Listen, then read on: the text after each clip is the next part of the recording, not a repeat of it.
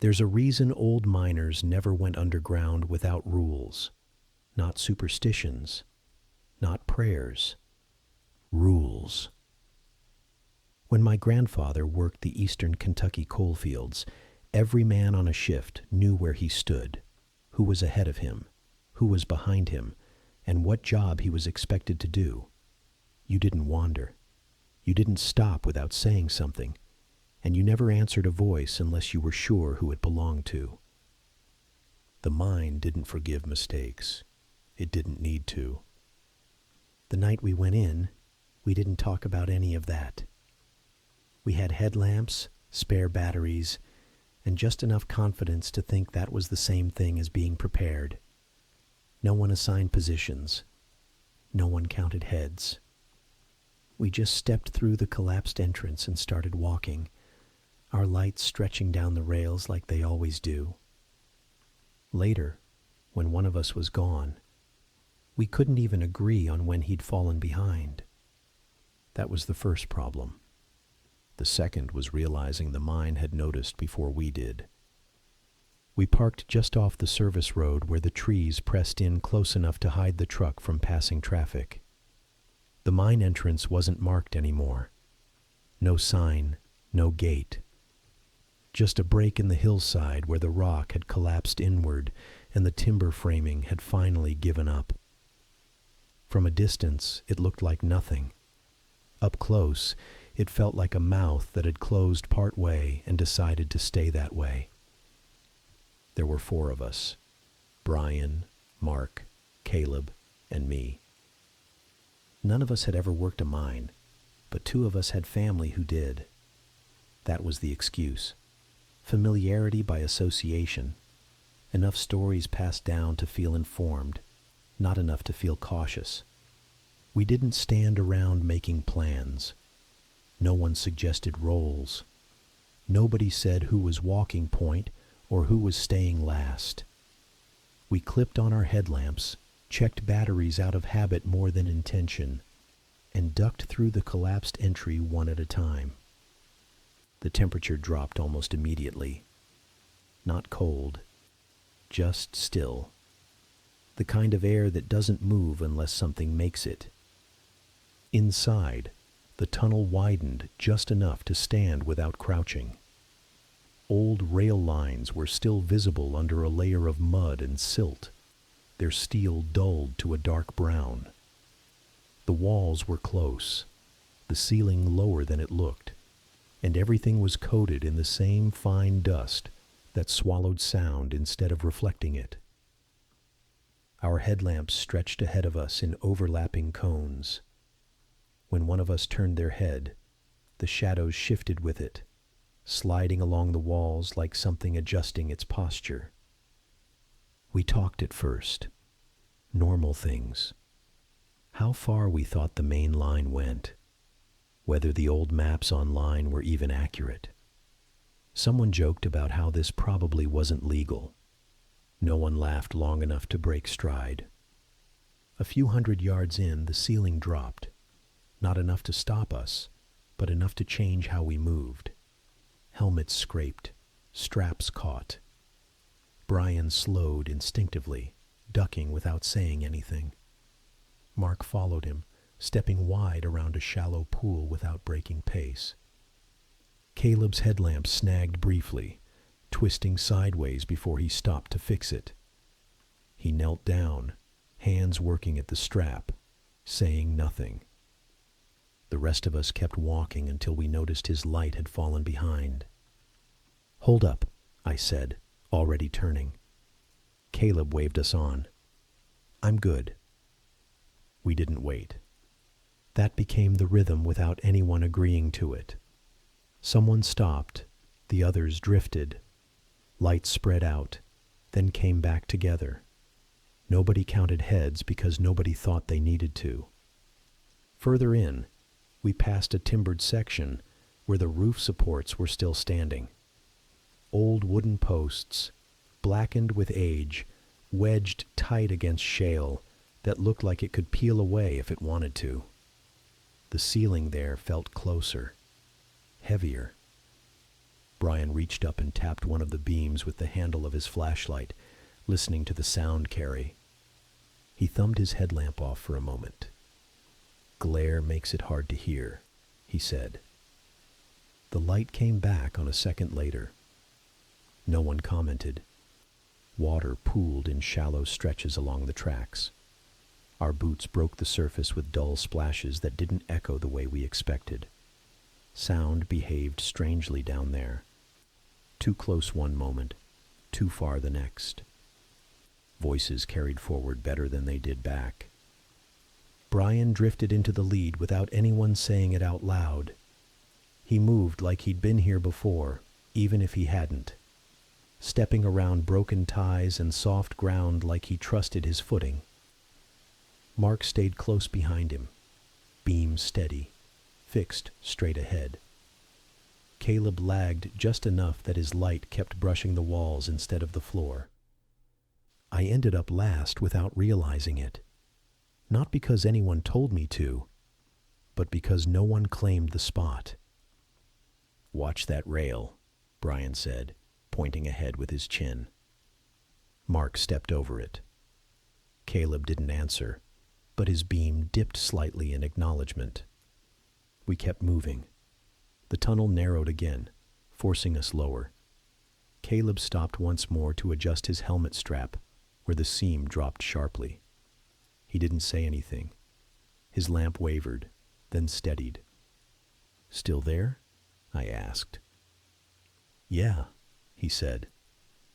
Close enough that I didn't question it.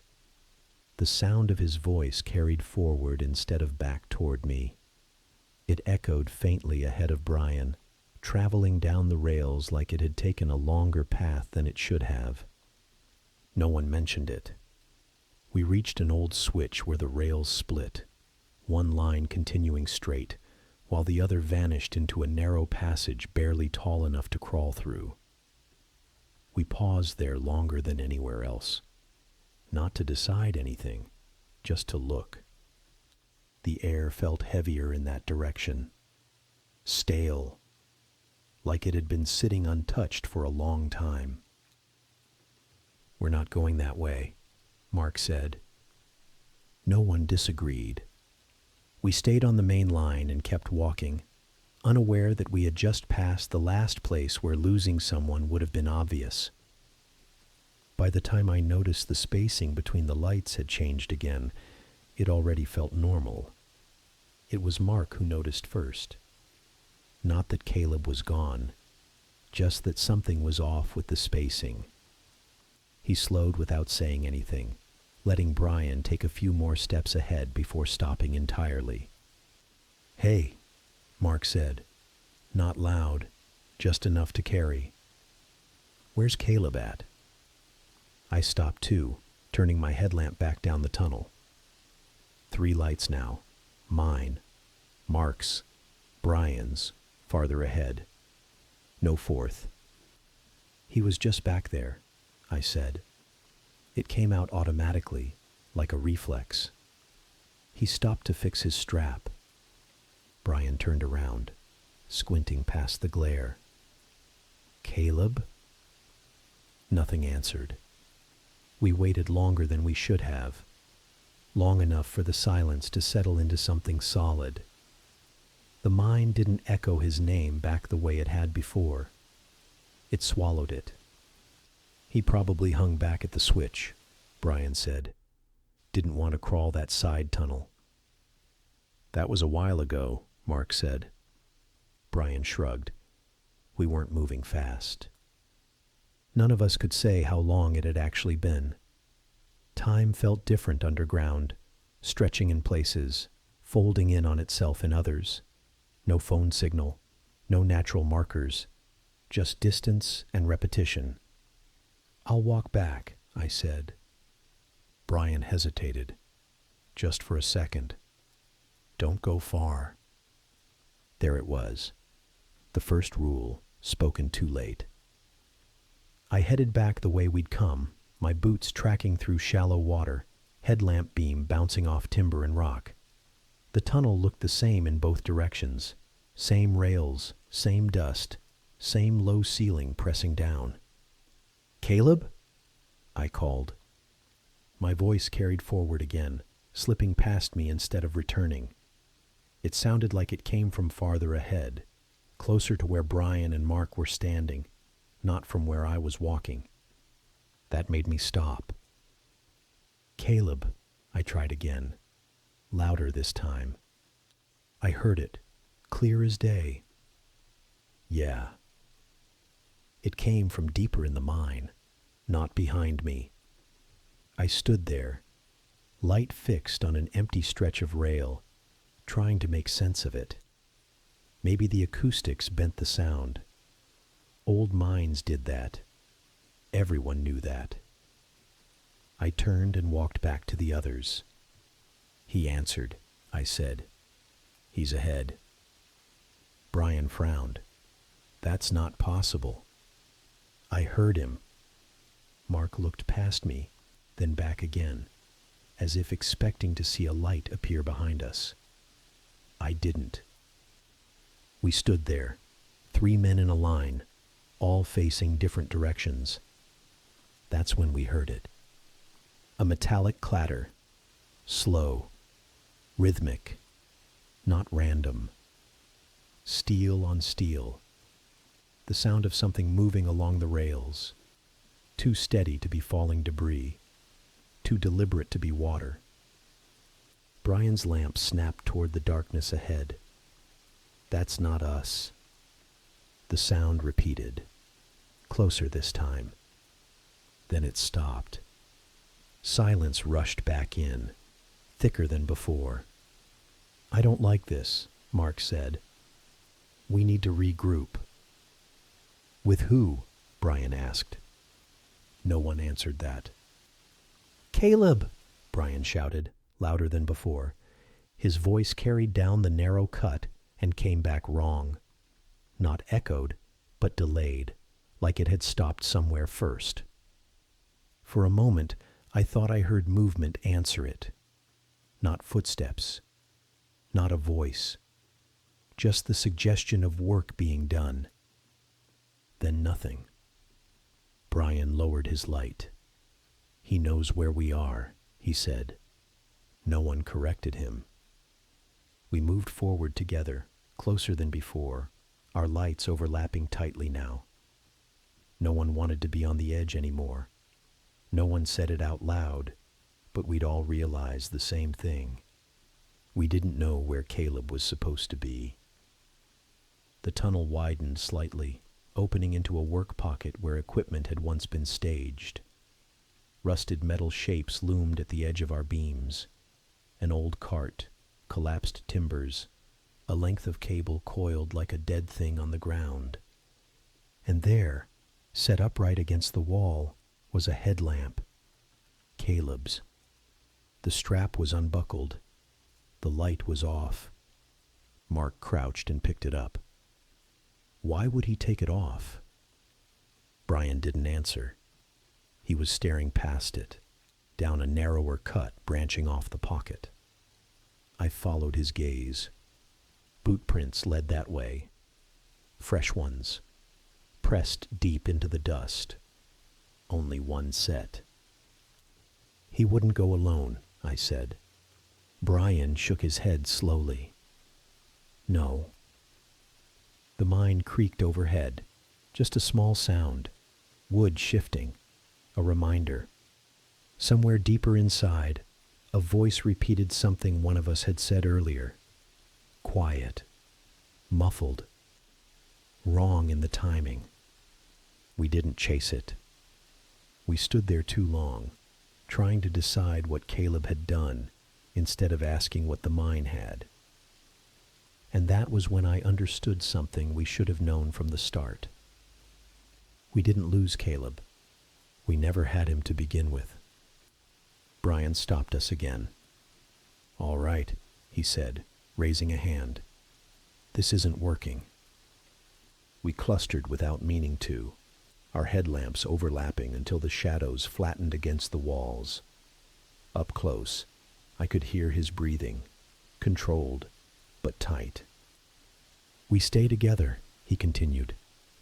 No one stops without saying something. No one turns a light off. We move as a group, and we move slow. Mark nodded immediately. I did too. Brian looked at me. You stay close. No drifting. Got it. It felt strange hearing rules spoken out loud, like we were pretending they hadn't mattered before. Like saying them now could rewind something. We started moving again, tighter this time. Careful. Measured. The mind didn't react. At first, that felt like a relief. Then the tunnel split. Not sharply, not obviously. Just a gradual widening where one side dipped lower and darker, water seeping across the floor in a thin sheet. The sound of it pulled at our attention, steady and constant. Brian angled his light away from it. Main line stays dry. We keep to that. We did. 10 steps later, the sound followed us. Not louder, not closer. Just present. As if it had always been there and we'd only just noticed. Mark slowed. Did it move? No, Brian said too quickly. Sound travels weird. We kept going. The ceiling dropped again, forcing us to crouch. Brian took the lead automatically, ducking low, one hand brushing the wall for balance. Mark stayed just behind him. I tried to keep close, but the space narrowed in a way that made it difficult to match their pace. My lamp brushed the wall. Shadows shifted. Stay up, Brian said without looking back. I am. But I wasn't where he expected me to be. The tunnel opened into another work pocket, smaller than the last, older. The rails here were half buried, warped slightly out of alignment. A length of timber lay snapped on the ground, its broken end pale where it had split. Brian stopped short. The creak came from overhead. Slow. Deliberate. Wood settling under weight that wasn't there. Don't, Brian said, instinctively lifting his light to the ceiling. The sound stopped. Silence pressed in, sudden and total. We stood there, 3 men breathing, lights fixed upward. Nothing fell. Brian lowered his lamp. See? Old supports. Just shifting. But he didn't move right away.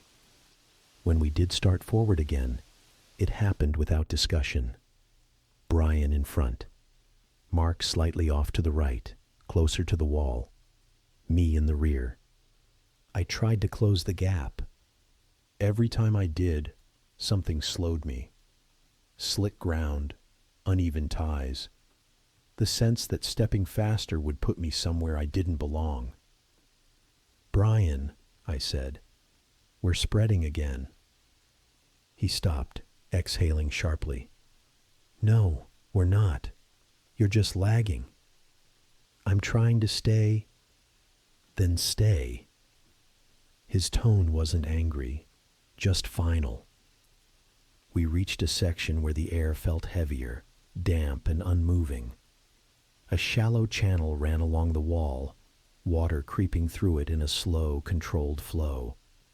A pumping sound started up somewhere ahead. Low, mechanical, steady. Mark's light flicked toward it. That's new. Brian shook his head. No, it's not running. It can't be. The sound didn't get louder, didn't get closer. It just kept time. Brian stepped forward. The sound stopped. We froze. A second passed, then 2. The mine held its breath. Brian stepped back. The sound started again. Mark swallowed. It stops when you move. That doesn't mean anything, Brian said. But his voice lacked conviction. He stepped sideways. The sound continued. He stepped forward again. It cut out immediately. None of us spoke. We didn't need to. Brian stood there, jaw tight, eyes fixed ahead, light steady. Slowly, reluctantly, he adjusted his position. One step forward, one to the left. The sound faded. Not stopped. Completed. Silence settled back in. Not empty. Satisfied. We stood where we were, unsure who had moved last or why this configuration felt different. Firmer. Set. No one suggested changing it. The mind didn't make another sound. And in that silence, I realized something worse than losing Caleb. The mind wasn't trying to separate us anymore. It was finished arranging what was left. We stood where we were because none of us knew what would happen if we didn't. Brian was still in front. Mark was just off to his right. I stayed behind them, closer than before, but not close enough to feel intentional. The space between us felt measured now, not accidental, not drifting. Set. The mind stayed quiet, not empty quiet, observant quiet. I shifted my weight slightly, testing the ground under my boot. The creak came back immediately, not loud, not threatening, just enough to let us know the configuration had changed. I froze. The sound stopped. Brian didn't turn around. He didn't need to. "Don't," he said quietly. "I didn't mean to," I said. "Doesn't matter." We waited. Nothing followed. No pressure spike. No movement overhead. The mind accepted the correction and returned to stillness. That was when it clicked. It wasn't reacting to us as people. It was reacting to position, spacing, order, motion. I swallowed. "It wants us like this." Brian nodded once. "Yeah." Mark glanced between us. "So what? We just stand here?" "No," Brian said. "We move, but we move right." He took a step forward. The mind remained silent. Mark followed, matching Brian's pace exactly. I waited a second longer than felt comfortable, then stepped forward into the space Mark had vacated. Still nothing. We moved like that for several minutes. 3 lights, fixed distance, no drifting, no stops without warning. When someone needed to adjust their footing, they said it out loud first. The mind listened. At one point, Mark slowed without meaning to. His boot caught briefly on a warped tie. The sound returned instantly, a low mechanical thrum vibrating through the rails beneath our feet. "Hold," Brian said. Mark stopped. The sound continued. Brian took one careful step backward. It stopped. Mark exhaled shakily. "It wants you ahead of me." Brian didn't argue. From then on, he stayed exactly 1 pace forward. We passed another switch, then another. None of them looked familiar. The tunnels no longer matched any map we'd seen online. It didn't feel like we were getting deeper, just more aligned. That was when we heard Caleb again. Not a full voice, just a fragment. "Rail." It came from somewhere ahead, close enough to be believable. Flat, uninflected. Mark stiffened. That was him. Brian shook his head. "No." I heard him. "So did I said. And that was the worst part. I had. The voice didn't repeat itself. It didn't call out. It didn't ask for help. It just existed. We didn't answer. The mind stayed quiet. Brian lowered his voice. "It's checking." "Checking what?" Mark whispered. "If we'll break formation." We didn't. The voice didn't come back. Eventually, the tunnel widened. Not into a work pocket, just enough that the walls pulled away slightly, easing the pressure we hadn't realized we were under. The air felt lighter there, less dense. Brian slowed. "This might be a junction." Mark nodded. "Feels like one." I looked back over my shoulder. For a moment, just a moment, I thought I saw a fourth light far behind us, not moving, not flickering, waiting. I didn't say anything. We stayed where we were until the mind decided we could continue. And when it did, it wasn't because we'd found the right path. It was because we'd finally learned how to stand where we were supposed to. We didn't talk about turning around. None of us said the word exit. Saying it would have implied choice. And by now, it was clear the mind was the one deciding where we went. Brian took one careful step forward. The silence remained. So we followed. The tunnel sloped downward now, barely noticeable at first. Then enough that the rails began to vanish under standing water. Our boots sank slightly with each step, releasing trapped bubbles that popped softly at the surface. Nobody commented on it. Speaking without purpose felt like risk. The walls here were different. Less timber, more raw rock. The ceiling higher in places, then suddenly lower without warning. Our headlamps swept over drill marks, rust stains, old chalk numbers half erased by time. We came to another work pocket, but this one wasn't abandoned. Not in the way the others had been. A cart sat on the rails, upright, wheels aligned.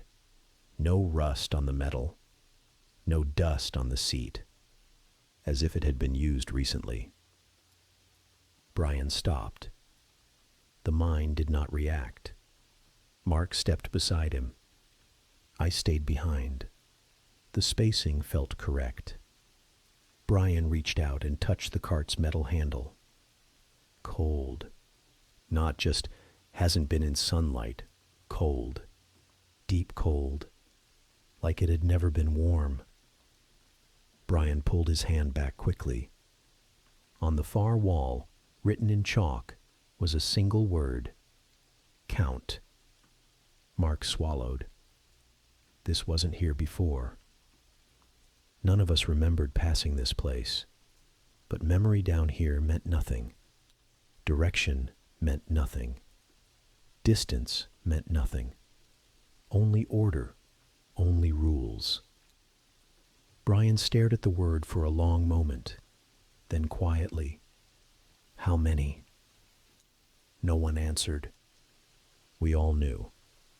There were 3 of us. But there had been 4 when we entered. Brian turned his light slowly down the tunnel ahead. Another chalk mark waited there, farther than it should have been visible. But our beams found it anyway. Position.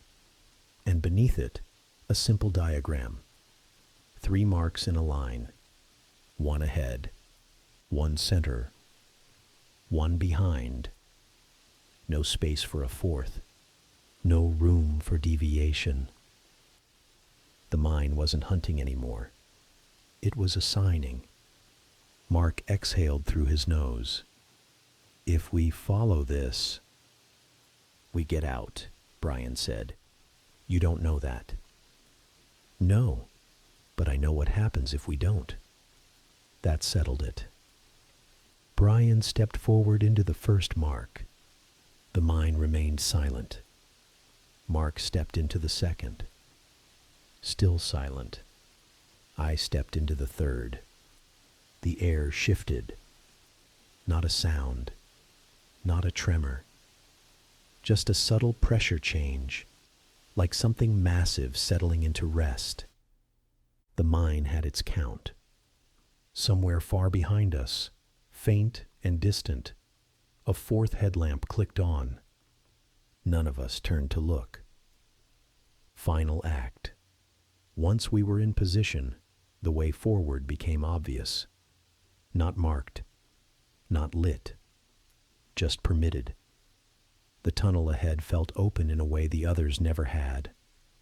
The air moved slightly now, a faint current brushing damp skin, a direction. We walked. Not fast, not slow, just the pace the mine accepted. Minutes passed, or hours, hard to say. Then, ahead of Brian, a faint gray appeared. Not headlamp reflection, not mineral sheen, natural light. Brian stopped. The mine stayed quiet. He stepped forward. The tunnel opened. Rock gave way to daylight. Trees, fog, cold morning air, the collapsed entrance. We stepped out one by one. Brian first, Mark second, me last. As soon as my boots hit the forest floor, the air behind us moved. Not wind, breath. We didn't speak until we reached the truck. No one asked where Caleb was. No one said his name. We drove away without headlights until we hit the main road. Only once did Mark finally say something. How many did we go in with? Brian stared ahead through the windshield. 3, he said. Mark looked at me. I didn't correct him. Because somewhere deep in that mine, the count was still right.